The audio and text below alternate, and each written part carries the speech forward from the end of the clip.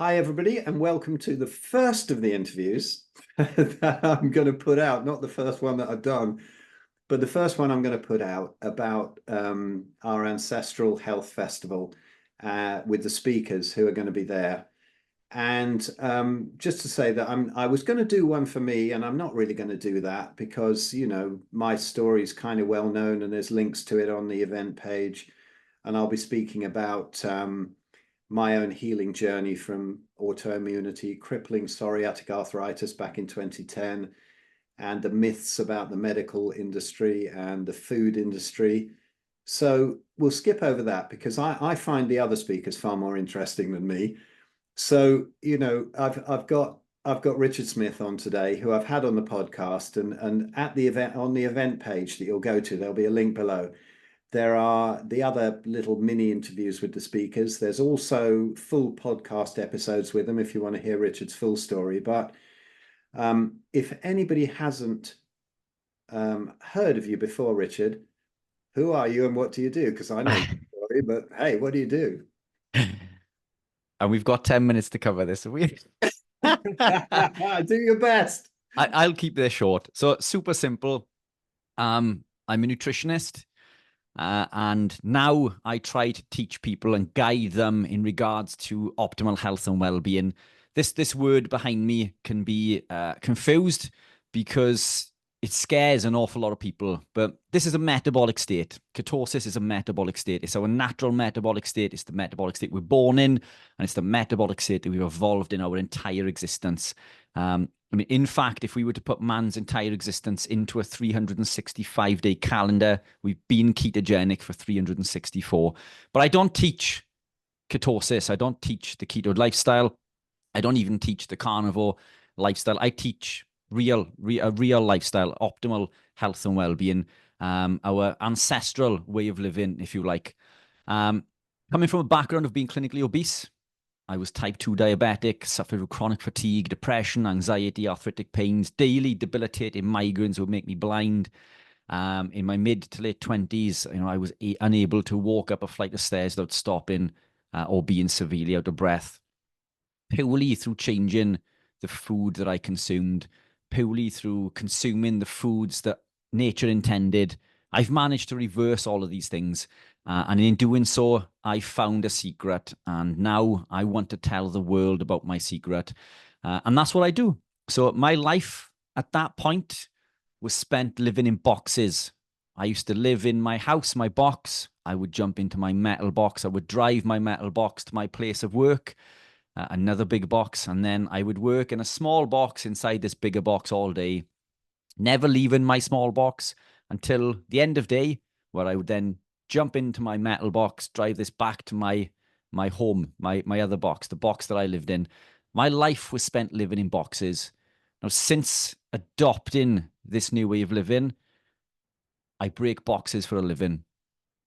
Now I break boxes. So this is my life, if you like, my job. I break boxes for a living, and I want to teach other people how to do the same.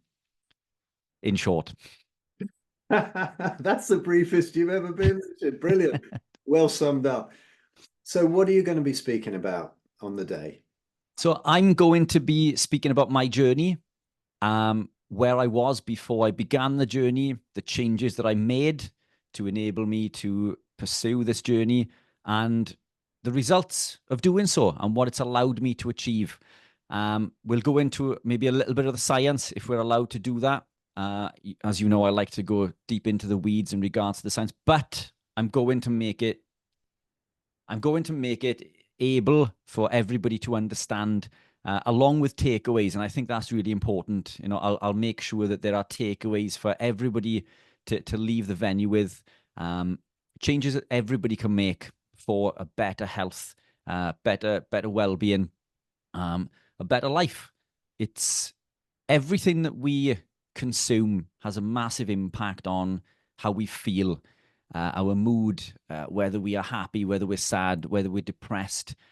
These are affected by the neurotransmitters, and what we consume has a massive impact on these neurotransmitters, and we can improve and take away the depression, the anxiety, We can take away the sadness purely through diet. Even if we look at severe cases of psychosis, we've shown that diet and lifestyle can have a massive impact and improve this. And some studies show as deeply in severe cases of psychosis can be improved as much as 65%. So this is how powerful eating real food is. And that's what I'm going to speak about. What real food is, what an evolutionarily appropriate diet is, where it came from, how long we've been eating this way, how long we've been living this way, and why we've been impacted by non-foods, if you like, foods that have taken the supermarket by storm, foods that we even believe to be foods that have been hybridized through years of industrial adaptation in order to create bigger yields for profit, not for health and well-being, not for nutrition. Brilliant.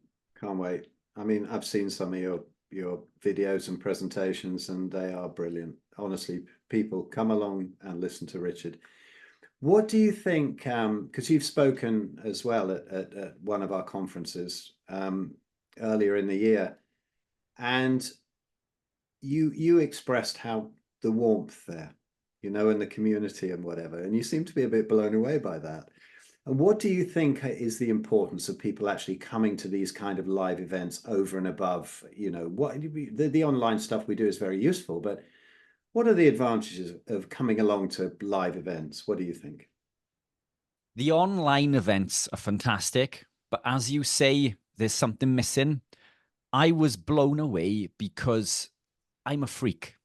Everywhere I go, I'm the weird person that doesn't eat these things and asks for my food to be cooked a certain way, doesn't consume this compound and only consumes these compounds. Even within my friends and family, I sometimes feel ostracized. I don't get invited out to certain events. If everybody gets together for a meal or they want to go out and do something, I tend not to get invited. So I'm ostracized quite a lot. And I understand why, and that's fine. But this event, the last event that you ran, I was absolutely blown away. Everybody there was in the same position. And it's almost initially everybody was on the back foot because they're used to being in social situations where they're unaccepted. Everybody there was that person.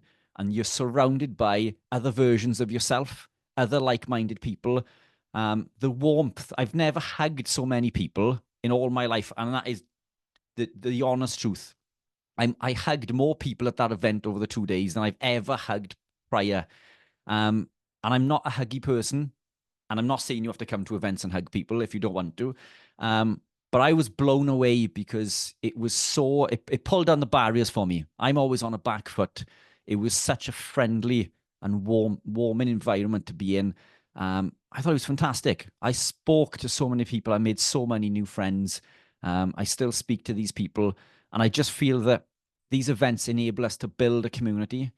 We're stronger in numbers.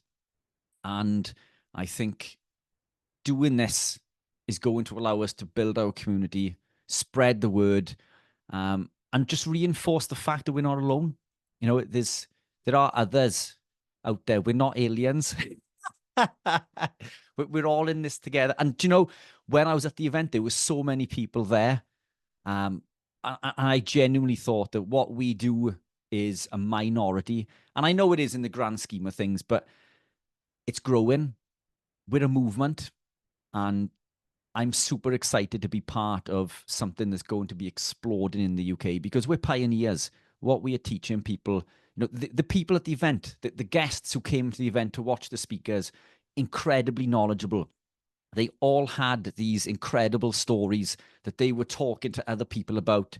They were teaching other people about, because there were people there who were new to this way of eating, this new way of thinking. Just listening to real people. I'm a real person. You're a real person.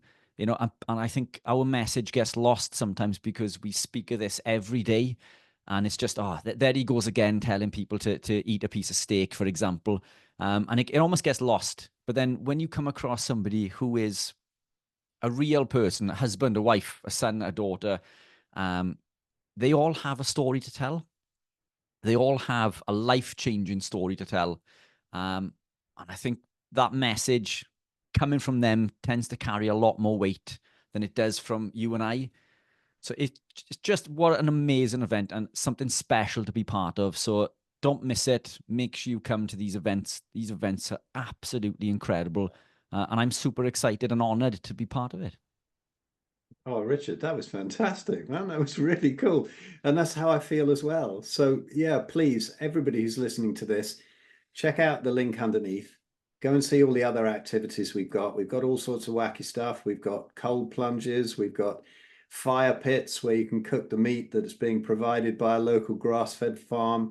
We've got music. I'm going to be playing with the Daz Band. Look out for future interviews here, you know, on the landing page here, on the event page, or wherever you're seeing it. I'll be chatting to Darren, who is, you know, in the band as well. A bit of a kind of woken up band as well, and it's rocking. It's going to be fun. But loads of stuff going on. Check it out. Little interviews with the speakers, full podcast interviews with all of them as well. And I can't wait. Really looking forward to this one. So, Richard, thank you so much. That was fantastic. See you soon. Thank you.